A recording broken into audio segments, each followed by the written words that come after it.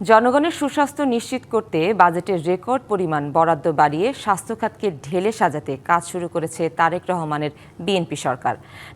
নেওয়া হয়েছে নানা পরিকল্পনা। এরপরও সরকারি স্বাস্থ্যসেবা পেতে মানুষের ভোগান্তি, জনবল সংকট, দালালদের দৌরাত্ম্য সহ স্বাস্থ্য খাতের চিরচেনা সেই দৃশ্য রয়েই গেছে। সংক্রমণ রোগের বিস্তারেও লাগাম টানা সম্ভব হয়নি। বিশেষজ্ঞরা বলছেন, স্বাস্থ্য ব্যবস্থাপনার পরিবর্তন আনতে হলে প্রয়োজন সুনির্দিষ্ট রোডম্যাপ অনুযায়ী কাজ করা। ক্ষমতার পালাবদলে বিভিন্ন সরকারের আমলে ধাপে ধাপে সেবার পরিসর বেড়েছে দেশের স্বাস্থ্য ব্যবস্থার। অথচ সরকারি হাসপাতালগুলোতে স্বাস্থ্যসেবা পেতে ভোগান্তি, অকেজো যন্ত্রপাতির কারণে পরীক্ষা নিরীক্ষায় দীর্ঘসূত্রিতা, ধারণ ক্ষমতার চেয়ে বেশি রোগী, এসবের কিছুই বদলায়নি। চলতি বছরে ক্ষমতায় এসেই বিএনপি সরকারকে হাম ও ডেঙ্গুর মতো সংক্রামক রোগের বিস্তার ঠেকাতে চ্যালেঞ্জের মুখে পড়তে হয়েছে। নতুন অর্থবছরে স্বাস্থ্য খাতে ৬৯,৪০৯ কোটি টাকা বরাদ্দ রাখার পাশাপাশি ভঙ্গুর স্বাস্থ্য খাতকে এগিয়ে নিতে নানা পদক্ষেপ নিয়েছে সরকার। গ্রাম পর্যায়ে প্রতিটি উপজেলা হাসপাতালকে ১০১ শয্যার হাসপাতালে উন্নীত করার পাশাপাশি সেখানে প্যাথোলজি, ফিজিওথেরাপি, মাতৃদুগ্ধ কর্নার, টিবি কর্নার ও আইসিইউ প্রতিষ্ঠার পরিকল্পনা রয়েছে। মেডিকেল কলেজগুলোতে ৫০ শয্যার ডায়ালাইসিস সেন্টার এবং উপজেলা হাসপাতালগুলোতে ১০ শয্যার ডায়ালাইসিস সেন্টার প্রতিষ্ঠা করা হবে। নগদ নিয়ে এলো হার না মানা হার অফার। সর্বনিম্ন ১০,০০০ টাকা রেমিটেন্স নগদে পাঠালে থাকছে স্বর্ণের হার জেতার সুযোগ।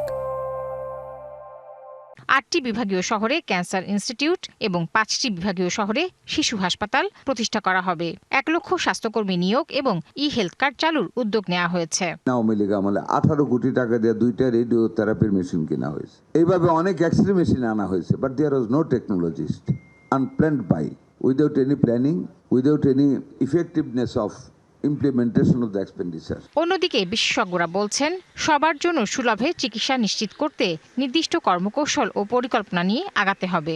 আমাদের সিস্টেমের দুর্বলতা আছে, তাহলে সিস্টেমের দুর্বলতা একদিকে যেরকম কাটিয়ে ওঠার দরকার, যে আমার ওষুধটা রাখতে হবে এবং ওষুধটা ডিসপেন্স ঠিক মতো করতে হবে, আমাকে ডায়াগনস্টিক টেস্ট করার জন্য যা ব্যবস্থা সেটা করতে হবে।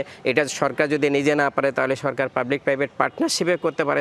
১০০ বেডে উন্নীত করব, ধরেন উপজেলা হেলথ কমপ্লেক্স করা হলো, কিন্তু সেখানে লোক নিয়োগ দেওয়া হলো না।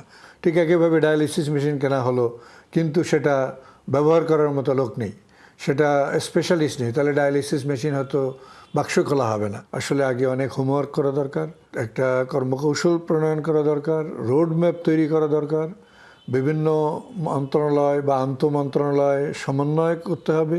তারা আশঙ্কা প্রকাশ করেন, পরিকল্পনা ছাড়া স্বাস্থ্য খাতে বিপুল কেনাকাটা করলে তা বিগত সরকারগুলোর মতোই অর্থের অপচয় ছাড়া অন্য কিছুই হবে না। লোকজন ইন্টারেস্টেড হচ্ছে না।